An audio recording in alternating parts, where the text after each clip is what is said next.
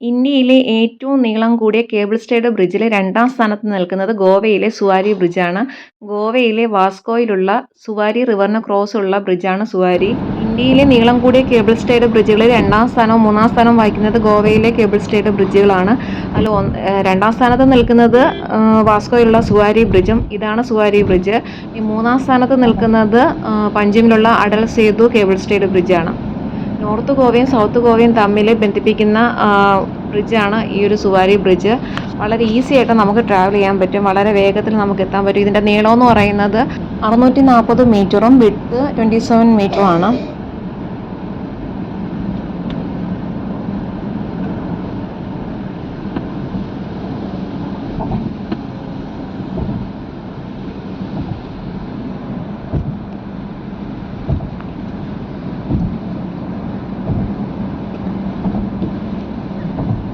Vasco കഴിഞ്ഞ് പഞ്ചിമിലെത്തുമ്പം ഇന്ത്യയിലെ മൂന്നാമത്തെ ലോങ്ങസ്റ്റ് കേബിൾ സ്റ്റേഡ് ബ്രിഡ്ജ് കാണാം. അടൽ സേതു എന്നാണ് ഇതിൻ്റെ പേര്. മണ്ഡോവി റിവറിന് കുറുകെയുള്ള ബ്രിഡ്ജാണ്.